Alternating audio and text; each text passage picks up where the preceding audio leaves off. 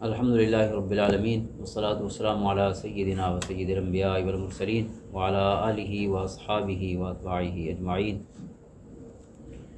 اما بعد فاعوذ باللہ من الشیطان الرجیم، بسم اللہ الرحمن الرحیم۔ الف لام میم صاد، کتاب انزل الیک فلا یکن فی صدرک حرج منہ لتنذر بہ وذکریٰ للمؤمنین، صدق اللہ مولانا العظیم۔ اللہم صلی علی محمد وعلی آل محمد وبارک وسلم۔ معزز و محترم حاضرین، ناظرین و سامعین، آج ہم سورۃ الاعراف جو مکی صورت ہے اس کے مضامین اور موضوعات کو اجمالی انداز میں دیکھنے کی کوشش کر رہے ہیں۔ سورۃ الاعراف قرآن کریم کی جو مصحفی ترتیب ہے، یعنی تلاوت کی جو ترتیب ہے، اس میں اس کا نمبر 7 ہے، اور نزول کی ترتیب سے اس کا نمبر 39 ہے، 39۔ اور اس سورہ مبارکہ میں جیسے کل ذکر کیا تھا کہ سورۃ انعام اور سورۃ اعراف یہ اب دوسرا جوڑا مکی مدنی صورتوں کا شروع ہو رہا ہے۔ ایک جوڑا ختم ہوا، یعنی سورۃ فاتحہ پہلی صورت تھی مکی، اور اس کے بعد 4 مدنی صورتیں تھیں، تو اب دوسرا جوڑا جو ہے ان مدنی صورتوں سے، یعنی قرآن کریم کے 7 اس طرح جو جوڑے بنتے ہیں ان میں سے یہ ایک جوڑا شروع ہو رہا ہے مکی اور مدنی صورتوں کا۔ تو ہر جوڑے کے شروع میں مکی صورتیں ہیں۔ تو ایک صورت ہم نے پڑھ لی پہلے، سورۃ الانعام، اور پھر سورۃ اعراف یہ آج ہم پڑھ رہے ہیں۔ تو اعراف ایک مقام ہے، اصحاب الاعراف ان کا ذکر ہے اس سورہ مبارکہ میں۔ جنت میں ایک مقام ہے، یا دوزخ اور جنت کے درمیان مقام ہے، یا جنت میں ہی سب سے اعلیٰ مقام ہے، یہ سب اس کے بارے میں اعراف پائی جاتی ہیں۔ تو بہرحال اسی نسبت سے اس کا نام بھی اعراف ہے، ویسے تو بلندی کے لیے بولا جاتا ہے۔ تو یہ سورہ مبارکہ جو ہے یہ تذکیر بایام اللہ جو ہے، یعنی اللہ تعالیٰ نے وہ واقعات بیان فرمائے ہیں جو مختلف اقوام اور مختلف انبیاء کے ساتھ گزرے۔ انبیاء نے اللہ تعالیٰ کا پیغام پیش کیا، کسی نے مانا کسی نے نہ مانا، جنہوں نے نہ مانا ان کی ہٹ دھرمی اور ضد کی وجہ سے پھر اللہ تعالیٰ کا عذاب آیا۔ تو وہ ذکر جو ہے اس سورہ مبارکہ میں ہے۔ اور جس طرح سورۃ الانعام میں بالکل درمیان میں تقریباً 18 انبیاء کرام علیہم السلام کا ذکر ہے، اور زیادہ تفصیل سے حضرت ابراہیم علیہ السلام کا ذکر ہے، پھر دیگر 17 انبیاء کرام کے اسماء گرامی جو ہے وہاں لیے گئے ہیں۔ اس سورہ مبارکہ میں بھی بالکل درمیان میں ہی انبیاء کرام علیہم السلام کا ذکر خیر شروع ہوتا ہے، اور پھر ان کی امتوں اور اقوام کا، اور پھر عذاب کا ذکر جو ہے۔ تو وہاں پہ یہاں جو ذکر ہے یہ حضرت نوح علیہ السلام سے شروع ہوتا ہے۔ درمیان صورت کے جو اقوام کے ذکر ہیں یا انبیاء کا ذکر ہے، تو وہ حضرت نوح علیہ السلام جو ہے، جن کو آدم ثانی کہتے ہیں۔ ایک دفعہ دنیا حضرت نوح علیہ السلام قوم پر جو ان کی قوم پر جو عذاب آیا تھا، تو ساری دنیا ایک دفعہ ختم ہوئی تھی، اور حضرت نوح سے پھر انسانیت کا آغاز ہوا، تو انہیں آدم ثانی اس نسبت سے کہتے ہیں۔ تو حضرت نوح علیہ السلام یعنی قوم نوح کا ذکر ہے، پھر قوم ہود کا ذکر ہے، یعنی جس کو عاد کہتے ہیں۔ حضرت ہود علیہ السلام کی قوم وہ قوم عاد کہلاتی تھی۔ اس طرح حضرت صالح علیہ السلام کی قوم قوم سمود کہلاتی، اور پھر حضرت شعیب علیہ السلام کی قوم کا ذکر ہے، اور پھر زیادہ تفصیل کے ساتھ جو ہے وہ حضرت موسیٰ علیہ السلام اور ان کی قوم کا ذکر ہے۔ تو یہ ذکر قریش مکہ چونکہ مخاطب ہے، اور ان کی دشمنی اور اسلام کے خلاف ان کی جو سازشیں تھیں، خصوصاً کمزور مسلمانوں کے خلاف، وہ دن بدن بڑھتی جا رہی تھی۔ تو اس کیفیت میں اس آپ صورت کو دیکھیں کہ قریش کو جو خطاب ہے وہ تہدید کے انداز میں ہے، یعنی قریش کو ترہیب اور تخویف کے انداز میں، یعنی انہیں یہ جو عذاب سنائے جا رہے ہیں ان اقوام کے، تو انہیں ڈرانے کے لیے یہ انذار کی کیفیت ہے۔ تو دعوتی قرآن سارے کا سارا، لیکن کچھ میں تبشیر کا پہلو غالب ہوتا ہے، کچھ میں انذار کا، یعنی ڈرانے کا پہلو جو ہے۔ تو اس میں ڈرانے کا پہلو بہت زیادہ ہے۔ سب سے پہلا رکوع جو ہے سورہ مبارکہ کا، وہ تو بالکل یوں سمجھ لیں کہ تمہید ہے پوری صورت کی، یعنی سب سے پہلے قرآن کریم کی عظمت بیان کی گئی ہے۔ 4 حروف جو ہیں مقطعات، ان کے بعد الف لام میم صاد، کتاب انزل الیک فلا یکن فی صدرک حرج منہ، کہ آپ پر یہ کتاب مجید نازل کی گئی ہے، اور اس کے حوالے سے اپنے قلب مبارک میں کسی قسم کی تنگی محسوس نہ فرمائیں، لتنذر بہ وذکریٰ للمؤمنین، تاکہ آپ اس سے ڈرائیں لوگوں کو، اور یہ نصیحت ہے ایمان والوں کے لیے، یعنی ان کے لیے ڈراوا ہے جو کفار ہیں، اور ایمان والوں کے لیے یہ خوشخبری اور نصیحت کی حیثیت رکھتی ہے۔ اسی طرح سورہ مبارکہ کے آخر میں بھی آپ دیکھیں تو قرآن کے ذکر پر ہی سورہ مبارکہ ختم ہوئی ہے، وَإِذَا قُرِئَ الْقُرْآنُ فَاسْتَمِعُوا لَهُ وَأَنصِتُوا لَعَلَّكُمْ تُرْحَمُونَ، جب قرآن کریم پڑھا جائے تو توجہ سے سنو اور خاموش رہو تاکہ تم پر رحم کیا جائے۔ تو قرآن کریم کی سماعت کے وقت بہت زیادہ انسان کو ہمیشہ شعوری انداز میں محتاط ہونا چاہیے کہ قرآن کو سننا یہ فرض ہے، اور اس وقت خاموش رہنا بھی فرض ہے۔ اس لیے ایسی جگہ بھی قرآن نہیں پڑھنا چاہیے کہ جہاں لوگ ہمیں سن نہ سکتے ہوں، اور اس وجہ سے وہ گنہگار ہوں ہمارے جہری تلاوت کی وجہ سے۔ تو آداب جو ہیں تلاوت کے ان کو بہت زیادہ ملحوظ خاطر رکھنا چاہیے۔ تو پہلا رکوع ہے بالکل تمہید ہے سورہ مبارکہ بھی، اس میں پوری صورت کا جو مزاج تھا یا جس انداز میں تفسیر آگے بیان فرمائی گئی ہے اس کی طرف بھی اشارہ کر دیا گیا۔ وَكَم مِّن قَرْيَةٍ أَهْلَكْنَاهَا فَجَاءَهَا بَأْسُنَا بَيَاتًا أَوْ هُمْ قَائِلُونَ، کہ کتنی بستیوں پر ہمارا عذاب آیا، ہم نے کتنی بستی والوں کو ہلاک کیا کہ ان کے پاس ہمارا جو عذاب آیا بیاتن او ہم قائلون، یا رات کے وقت آیا یا دوپہر کو وہ قیلولہ کر رہے تھے، سو رہے تھے اور اللہ کا عذاب آ گیا۔ تو اس عذاب کی پھر تفصیل جو ہے وہ ان متعلقہ اقوام کے ذکر میں پھر موجود ہے۔ تو یہود یہ تھوڑا ذکر اس میں کیونکہ حضرت موسیٰ علیہ السلام کا ذکر پھر ذرا تفصیل کے ساتھ ہے، تو بنی اسرائیل کا ذکر حضرت موسیٰ علیہ السلام کو دو محاذوں پر یعنی مقابلہ تھا۔ ایک تو فرعون سے پہلے مقابلہ تھا، جب فرعون سے اللہ نے نجات دے دی، فرعون اور اس کی قوم کو غرق کر دیا، تو اس کے بعد اپنی قوم کے ساتھ مقابلہ تھا۔ یعنی مسئلہ یہ تھا کہ ایک طرف تو ظلم اور جبر تھا فرعون کا، دوسری طرف یہ جو غلام رہے تھے نا، تو غلامی بھی ایک مزاج بنا دیتی ہے، بالکل جو ساج ہے، جد و جہد ہے، کچھ کرنے کا جذبہ ہے، ہر چیز ختم ہو چکی تھی، جس کا ذکر پہلے بھی گزرا ہے سورۃ مائدہ میں، کہ جب ان پر جہاد فرض ہوا اور حضرت موسیٰ علیہ السلام نے حکم فرمایا کہ اب جہاد کرنا ہے اور جنگ کے ذریعے ہم نے اس شہر داخل ہونا ہے، تو انہوں نے کہا کہ بھئی ہم سے جنگ نہیں ہوتی، فقاتلا انا ہاہنا قاعدون، آپ اور آپ کا خدا چلے جائیں، نعوذ باللہ ہم یہاں انتظار کر رہے ہیں۔ تو پھر حضرت موسیٰ علیہ السلام نے اللہ کی بارگاہ میں عرض کی کہ انی لا املک الا نفسی واخی، اے اللہ اب میرے بس میں تو یا میں خود ہوں یا حضرت ہارون ہیں، ہم دو جو حکم فرما وہ کر سکتے ہیں، لیکن یہ سارے بیٹھے ہوئے ہیں۔ اور یہ آیات اتر چکی تھی جب غزوہ بدر ہوا، تو جب آقا کریم علیہ السلام نے بدر کی دعوت دی تھی تو اس دن انصار نے یہ آیات پڑھ کے کہا تھا کہ ہم وہ نہیں ہیں جنہوں نے حضرت موسیٰ علیہ السلام سے کہا تھا، حضور آپ ہماری جانیں بھی قربان ہیں، ہماری اولادیں بھی قربان ہیں، اور ہمارے مال بھی آپ کے لیے حاضر ہیں، سب کچھ حاضر ہے۔ تو حضور علیہ السلام آپ بہت خوش ہوئے، آپ نے دعائیں دیں اپنے غلاموں کو کہ جس طرح تم نے اللہ کے نبی کا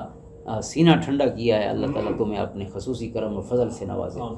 تو ایک طرف یہ قوم تھی پھر جو حضرت موسیٰ علیہ السلام کے حصے میں آئی کہ قدم قدم پہ مسائل۔ اب اس سورہ مبارکہ میں پھر جو تفصیل ہے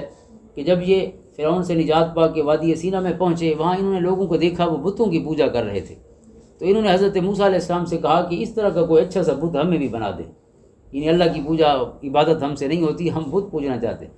پھر ذکر ہے اس میں کہ 40 راتوں کے لیے اللہ تعالیٰ نے حضرت موسیٰ علیہ السلام کو کوہ طور پر بلایا، وواعدنا موسیٰ 30 لیلہ واتممناها ب10 فتم میقات ربہ 40 لیلہ، 30 راتوں کے لیے اللہ نے کوہ طور پہ بلایا۔ پھر اللہ تعالیٰ نے فرمایا کہ 10 راتیں اور اس کے بعد میں اپنا کلام عطا فرماؤں گا، تو 40 راتیں ہو گئیں۔ 40 راتوں کے بعد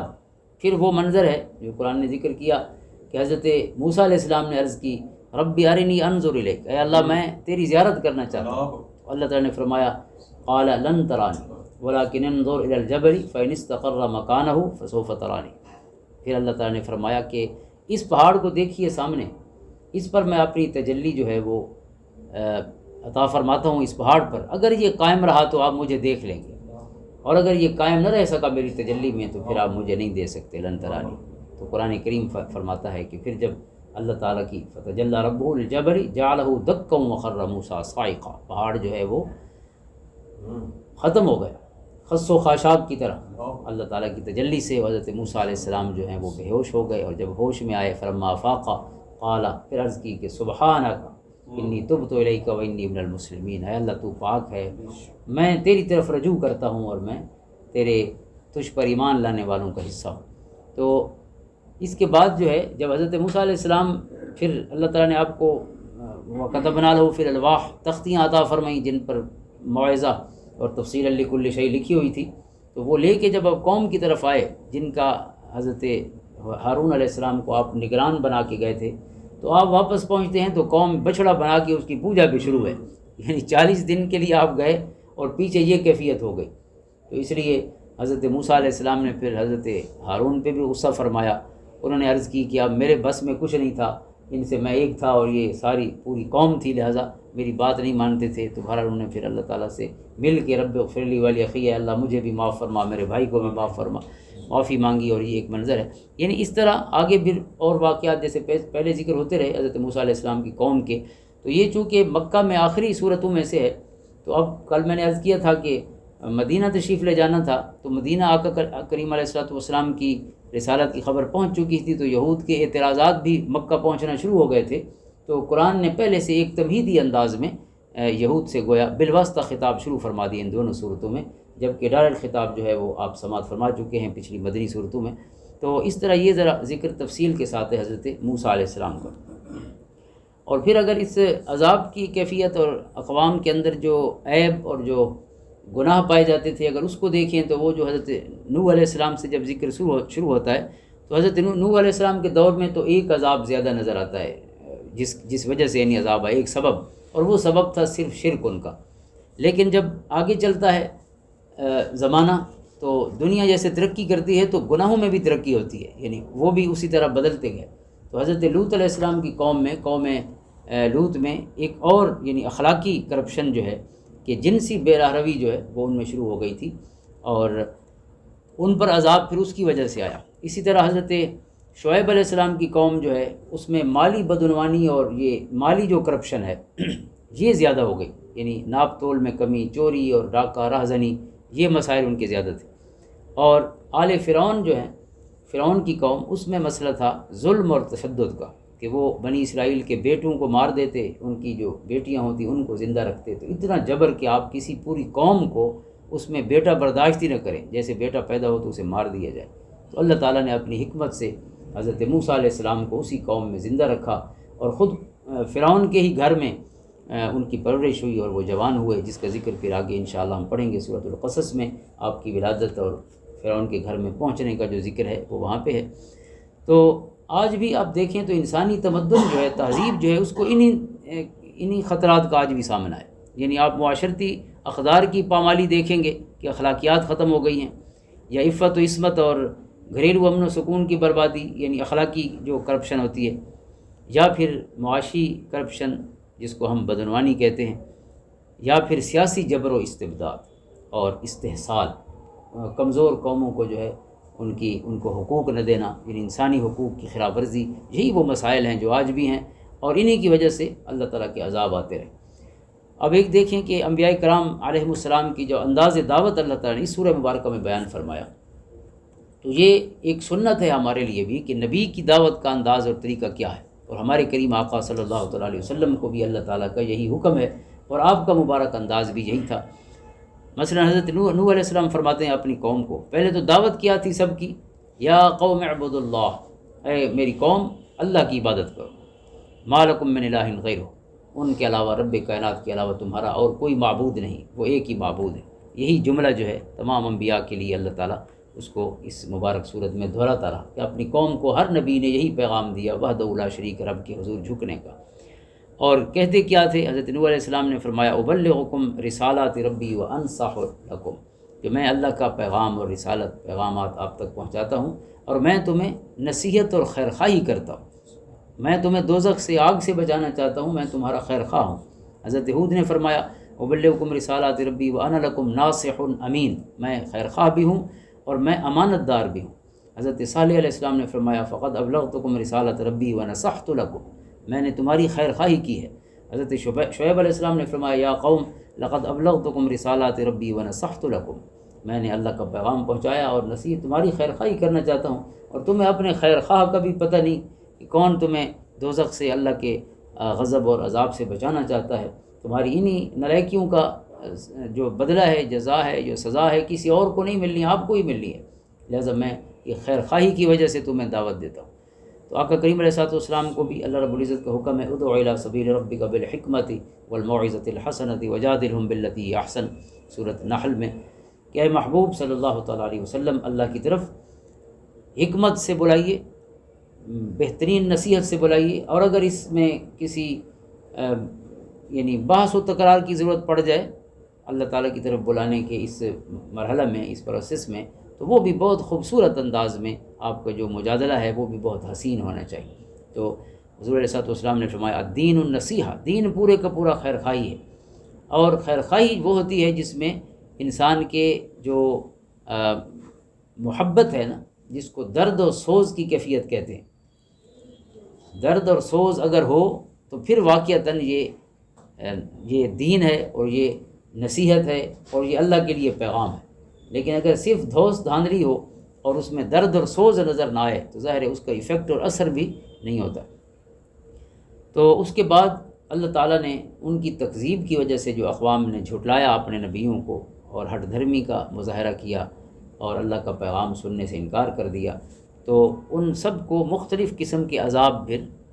بھیجے اللہ نے اور غرق کیا۔ قوم نوح کے لیے وَأَغْرَقْنَا الَّذِينَ كَذَّبُوا بِآيَاتِنَا إِنَّهُمْ كَانُوا قَوْمًا عَمِينَ، ہم نے غرق کر دیا ان کو جنہوں نے ہماری آیات کو جھٹلایا تھا۔ حضرت ہود علیہ السلام کی قوم کے لیے زیادہ سخت الفاظ ہیں وَقَطَعْنَا دَابِرَ الَّذِينَ كَذَّبُوا بِآيَاتِنَا وَمَا كَانُوا مُؤْمِنِينَ، ہم نے انہیں کاٹ دیا، یعنی ختم کر دیا بالکل، جو جھٹلانے والے لوگ تھے ہم نے انہیں تہس نہس کر دیا۔ حضرت صالح کی قوم یعنی قوم سمود کے لیے فَأَخَذَتْهُمُ الرَّجْفَةُ فَأَصْبَحُوا فِي دَارِهِمْ جَاثِمِينَ، ایک زلزلہ آیا اور وہ اوندھے منہ پڑے ہوئے تھے۔ حضرت لوط علیہ السلام کی قوم کے لیے وَأَمْطَرْنَا عَلَيْهِمْ مَطَرًا، ان کی اخلاقی کرپشن کے لیے جو عذاب آیا تھا وہ پتھروں کی بارش کی صورت میں تھا، بالکل بستی پوری کی پوری ختم ہو گئی۔ اور قوم شعیب جو مالی بدعنوانی کا شکار تھے ان کے لیے عذاب تھا فَأَخَذَتْهُمُ الرَّجْفَةُ فِي دَارِهِمْ جَاثِمِينَ، ان پر بھی زلزلے کی صورت میں عذاب آیا۔ الَّذِينَ كَذَّبُوا شُعَيْبًا كَأَن لَّمْ يَغْنَوْا فِيهَا، فرمایا جب عذاب آیا تو آج مثلاً بستی آباد تھی، ہر طرف خوشحالی تھی، لیکن اللہ کے عذاب کے بعد یہ کیفیت تھی کہ كَأَن لَّمْ يَغْنَوْا فِيهَا، جیسے یہاں صدیوں سے کوئی نہیں رہ رہا تھا، نام نشان بھی نہیں تھا انسانی آبادی کا یا اور کوئی آثار ایسے کہ جہاں کوئی آبادی کبھی ہوئی رہی ہو۔ حضرت موسیٰ علیہ السلام کی قوم یعنی قوم فرعون کے لیے جو عذاب آئے ان کا ذکر ہے وَلَقَدْ أَخَذْنَا آلَ فِرْعَوْنَ بِالسِّنِينَ وَنَقْصٍ مِّنَ الثَّمَرَاتِ، پہلے یہ ان کے لیے گویا اللہ تعالیٰ کی طرف سے ہلکے عذاب نسبتاً آئے انہیں اللہ کی طرف بلانے کے لیے، اور وہ قحط سالی کی صورت میں تھے، اور نقص من الثمرات، یہ جو میوہ جات زمین سے اگتے ہیں ان میں کمی کی صورت میں تھے، لیکن انہوں نے پھر بھی نہ مانا اور اس کو بھی یا جادو کہا یا پہلے کہا کہ آپ دعا کریں یہ ٹھیک ہو جائے تو پھر ہم ایمان لے آئیں گے، لیکن پھر مکر گئے۔ تو پھر اللہ نے فرمایا فَانْتَقَمْنَا مِنْهُمْ فَأَغْرَقْنَاهُمْ فِي الْيَمِّ بِأَنَّهُمْ كَذَّبُوا بِآيَاتِنَا، ہم نے انہیں سمندر میں غرق کر دیا۔ قوم فرعون جو ہے یہ سمندر میں غرق ہوئی۔ اور پھر آل فرعون کے مظالم کا ذکر بھی زیادہ تفصیل کے ساتھ ہے، اور کچھ اصولی احکام ہیں اللہ تعالیٰ کے، یعنی یہ جو قوموں پر عذاب آتے رہے تو اللہ تعالیٰ نے اس کے لیے کچھ اصولی باتیں یہاں جو پارہ نمبر 9 ہے اس کے شروع میں بیان فرمائی، اس کا جو دوسرا رکوع ہے وَمَا أَرْسَلْنَا فِي قَرْيَةٍ مِّن نَّبِيٍّ إِلَّا أَخَذْنَا أَهْلَهَا بِالْبَأْسَاءِ وَالضَّرَّاءِ لَعَلَّهُمْ يَضَّرَّعُونَ، کہ ہم نے جس بستی میں بھی کوئی نبی بھیجا تو جب لوگوں نے اس کی تکذیب کی تو پھر اس بستی والوں کو پہلے ہم نے تنگی اور تکلیف میں مبتلا کیا، لَعَلَّهُمْ يَضَّرَّعُونَ، تاکہ وہ اللہ کی طرف گڑ گڑائیں اور واپس پلٹ آئیں، یعنی فوراً عذاب نہیں آتا، اللہ تعالیٰ کی پہلے انسان کو جھنجھوڑنے کے لیے کچھ علامات ظاہر ہوتی ہیں تاکہ لعلہم یضرعون، جیسے سورۃ انعام میں بھی یہ کلمات تھے لعلہم یتضرعون وَلَقَدْ أَرْسَلْنَا إِلَىٰ أُمَمٍ من قبلک، کہ پچھلی جو امتیں تھیں ان پر اللہ تعالیٰ کی طرف سے جو عذاب آتے رہے تو وہ وجہ کیا تھی لعلہم یضرعون یا لعلہم یتضرعون، تاکہ وہ عاجزی اور تضرع اختیار کریں۔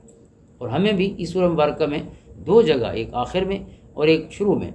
ادعوا ربکم تضرعا وخفیہ، اللہ تعالیٰ کو عاجزی سے اور آہستہ سے پکاریے اور یاد کیجیے، اللہ تعالیٰ سے دعائیں کیجیے۔ واذکر ربک فی نفسک تضرعا وخیفہ ودون الجہر من القول بالغدو والآصال ولا تکن من الغافلین، اللہ تعالیٰ کو اپنے دل میں یاد کیجئے، دون الجہر من القول، زیادہ شور کرنے کی ضرورت نہیں، چونکہ جس سے آپ نے ملنا ہے، آپ کا جس سے کام ہے وہ آپ کے دل میں رہتا ہے۔ وَاعْلَمُوا أَنَّ اللَّهَ يَحُولُ بَيْنَ الْمَرْءِ وَقَلْبِهِ، لہٰذا اللہ تعالیٰ کی طرف وہ جو دل والا تعلق ہے اسے قائم کیجئے، بالغدو والآصال، اور اس کے لیے اوقات نہ رکھیے کہ بس یہ آج ایک دفعہ یاد کر لیا تو پھر نہیں، فرمایا صبح شام اللہ کو یاد کیجیے۔ وَاذْكُر رَبَّكَ وَاذْكُر اسْمَ رَبِّكَ وَتَبَتَّلْ إِلَيْهِ تَبْتِيلًا، سورۃ مزمل میں فرمایا کہ اللہ کو یاد کرو اس طرح کہ ہر چیز سے کٹ کے بس اللہ ہی کے ہو جاؤ۔ تو اس سورہ مبارکہ میں جو بنیادی اور اصولی احکام ہیں تو ان میں یہ آیت کریمہ بڑی اہم ہے کہ وَلَوْ أَنَّ أَهْلَ الْقُرَىٰ آمَنُوا وَاتَّقَوْا لَفَتَحْنَا عَلَيْهِمْ بَرَكَاتٍ مِّنَ السَّمَاءِ وَالْأَرْضِ، اللہ تعالیٰ کی طرف سے یہ جو عذاب اترتے رہے اقوام پر، تو اللہ فرماتا ہے کہ میری بارگاہ سے بجائے عذاب کے رحمتیں لینے اور آسمان کے خیر کے سارے دروازے کھلوانے کے لیے کوئی زیادہ جد و جہد کی ضرورت نہیں تھی۔ اگر یہ بستی والے ایمان لے آتے واتقوا، اور دل میں اللہ کا ڈر بٹھا لیتے، لفتحنا علیہم برکات من السماء والارض، تو فرمایا زمین سے اور آسمان سے فرمایا برکتوں کے سارے دروازے ان کے لیے کھل جاتے۔ یعنی آپ اندازہ کریں گے کتنا آسان تھا اللہ تعالیٰ کی طرف سے یہ سارے خزانے حاصل کرنا، برکتیں، اور سب سے بڑھ کر اس کی رضا کو حاصل کرنا، لیکن کتنا مشکل تھا وہ راستہ جو ان اقوام نے اختیار کیا کہ اللہ تعالیٰ کو ناراض کیا۔ پھر یہ کیفیت تھی کہ افامن اہل القریٰ ان یأتیہم بأسنا بیاتا وہم نائمون، یہ قریش مکہ کو پھر جو ہے جھنجھوڑا گیا ہے کہ کیا یہ بستی والے بے خوف ہیں کہ ہمارا عذاب کبھی بیاتن رات کے وقت آ جائے، وہم نائمون یہ سو رہے ہوں، وامن اہل القریٰ ان یأتیہم بأسنا ضحی وہم یلعبون، یہ ہمارا عذاب جو ہے وہ دوپہر کے وقت آئے، چاشت کے وقت آئے، جب یہ کھیل کود میں مشغول ہوں، تو اللہ کا عذاب کسی وقت بھی آ سکتا ہے۔ یعنی قریش مکہ کو خصوصاً یہ عذاب سارے سنا کر پھر انہیں جھنجھوڑا گیا ہے۔ اور اس سورہ مبارکہ میں اس طرح بہت سے احکام ہیں بڑے اہم، تو چند آیات وہ بھی ہم برکت کے لیے پڑھ لیتے ہیں۔ ایک تو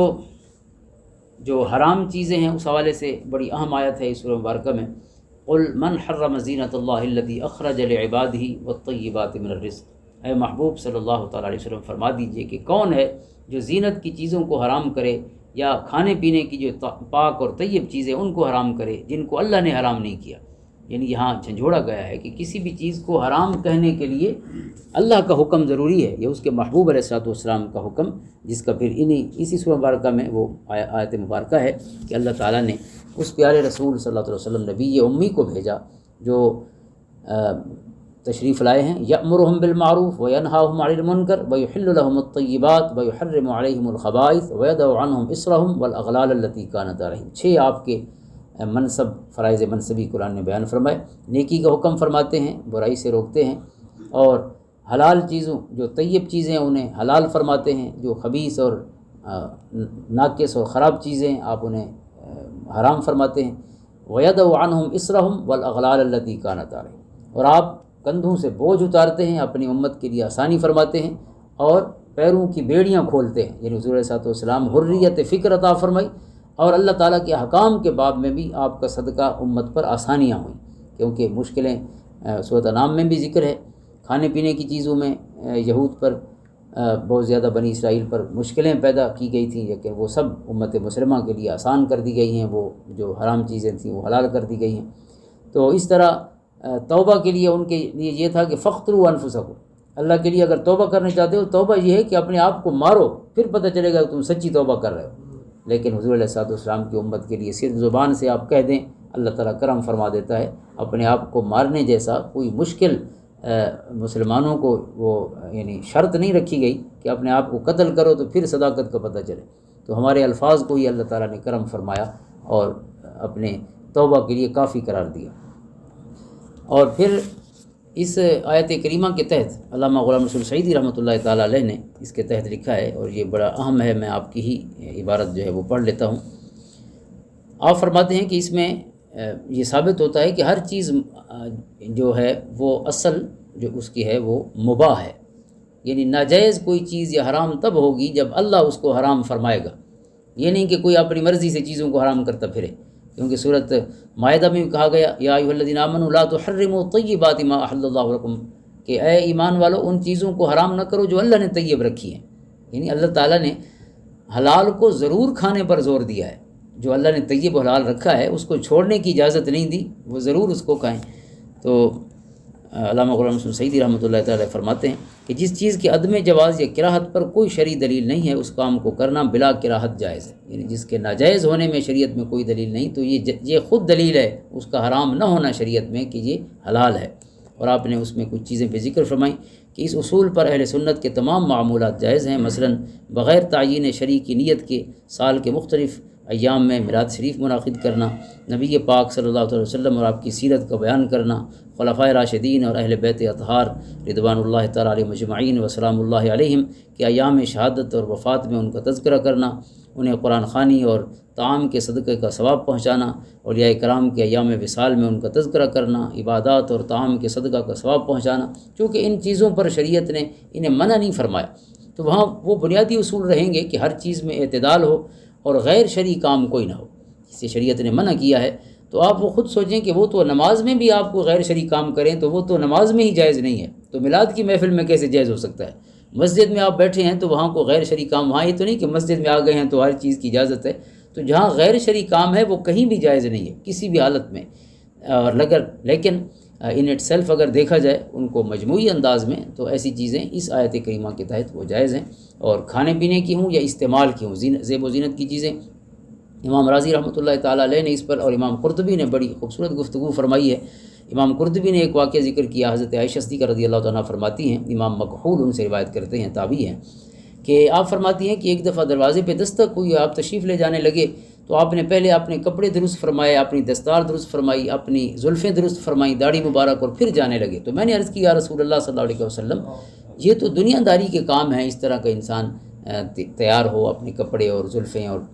دستار مبارک کو درست کرے، تو آپ نے ارشاد فرمایا کہ جو بھی اپنے دوستوں سے ملنے جائے تو فلیہیئ من نفسہ ہی، اچھی طرح تیار ہو کے جائے، کیونکہ ان اللہ جمیل و یحب الجمال، اللہ تعالیٰ خود بھی حسین ہے اور حسن کو پسند فرماتا ہے۔ تو کوئی یعنی بال بکھرے ہوئے رکھ کے یا کپڑے میلے کچیلے رکھ کے یہ نہ سمجھے کہ یہ اللہ کے قرب کی کیفیات ہے، نہیں، اللہ تعالیٰ خود بھی حسین ہے اور حسن کو پسند فرماتا ہے۔ آپ یہ دیکھ لیں کہ اس سے ملنے کے لیے جسم کا پاک ہونا ضروری ہے، کپڑے کا پاک ہونا ضروری ہے، جگہ کا پاک ہونا ضروری ہے، یہ اتنے حسن اکٹھے ہوں گے تو پھر آپ اس قابل ہیں کہ آپ اللہ کے حضور اللہ اکبر کہہ کے حاضر ہو سکتے ہیں۔ تو اسی طرح جو استعمال کی چیزیں ہیں، مثلا سواری ہے کسی کی، گھر ہے کسی کا، تو زیب و زینت کے باب میں اعتدال میں رہتے ہوئے، اسراف سے بچتے ہوئے یہ سب چیزیں جائز ہیں، اور شریعت مطہرہ ظاہر ہے اسلام جو ہے وہ فطری مذہب ہے اور وہ اس طرح کی قدغنیں نہیں لگاتا کہ جو کسی بھی دور میں جن پر عمل کرنا یا کسی بھی نسل کے لیے عمل کرنا وہ مشکل ہو۔ اور اس سورہ مبارکہ میں ایک آیت، ساری آیتیں اہم ہیں لیکن جو آیتیں نہیں اللہ کے ساتھ ایک انسان کے تعلق اور قرب کو بڑھاتی ہیں ان میں سے یہ آیت ہے، ان ولی اللہ الذی نزل الکتاب وهو یتولی الصالحین۔ آقا کریم علیہ الصلوۃ والسلام کی مبارک زبان پر یہ آیت جاری کی گئی کہ میرا دوست وہ ہے، میرا مددگار وہ ہے جس نے یہ کتاب اتاری ہے، وهو یتولی الصالحین، اور وہ نیک لوگوں کی مدد فرماتا ہے، ہمیشہ جو صالح ہیں وہ اللہ کی مدد سے ہمیشہ مستفید ہوں گے۔ حضرت عمر بن عبدالعزیز رضی اللہ عنہ کے وصال کے وقت ایک کزن نے، چاچے کے لڑکے نے آ کے انہیں کہا کہ عمر آپ نے تو جو سرکاری بھی کچھ نہیں لیا، جو اپنا تھا وہ بھی سب کچھ دے دیا، آپ کے اتنے بچے ہیں اور ان کے کچھ بھی آپ چھوڑ کے نہیں جا رہے سوائے ان کپڑوں کے جو ان کے جسم پر ہے۔ تو آپ نے خوبصورت کلمات فرمائے، یہ آیت کریمہ پڑھی، آپ نے فرمایا کہ اگر میرے بچے نیک ہیں تو پھر مجھے فکر کی ضرورت نہیں، وَهُوَ يَتَوَلَّى الصَّالِحِينَ، قرآن کہتا ہے کہ نیکوں کی مدد تو اللہ خود فرماتا ہے، تو میں باپ کتنے دنوں کا سامان دے کے جاؤں گا، چھوڑ کے جاؤں گا ان کا، وہ تو ہمیشہ ہے جس ہستی نے اپنے ذمے جو ہے ان کی مدد لی ہوئی ہے۔ تو پھر فرمایا کہ اگر وہ نیک نہیں ہیں تو پھر اس قابل ہی نہیں کہ ان کے لیے کوئی چھوڑا جائے، پھر تو ضائع کریں گے اور اللہ کو بھی ناراض کریں گے، اور میرے لیے بھی وہ ظاہر گناہ کا باعث ہوگا کہ اگر میرے اولاد غلط کام کرے، اس دولت کو جو میں چھوڑ گیا ہوں اس سے وہ غلط کام کرے۔ فرمایا اگر غلط ہیں تو ضرورت نہیں ہے، اگر نیک ہیں تو پھر اللہ کافی ہے، وَهُوَ يَتَوَلَّى الصَّالِحِينَ۔ اللہ رب العزت کی حضور دعا ہے کہ ہمیں ان آیات بینات پر عمل کرنے کی توفیق عطا فرمائے، جن میں جھنجھوڑا گیا ہے اللہ تعالیٰ اپنا خوف عطا فرمائے، دولت تقوی سے نوازے اللہ تعالیٰ، قرآن کریم پڑھنے کی اور صبح شام اللہ تعالیٰ اپنے اسم گرامی کو ذہن میں بھی تازہ رکھنے اور زبان پر بھی جاری رکھنے کی توفیق عطا فرمائے، آمین۔ اللہم صلی علی محمد وعلی آل محمد وبارک وسلم۔ بارک اللہ لی ولکم فی القرآن العظیم ونفعنی وإیاکم بالآیات والذکر الحکیم۔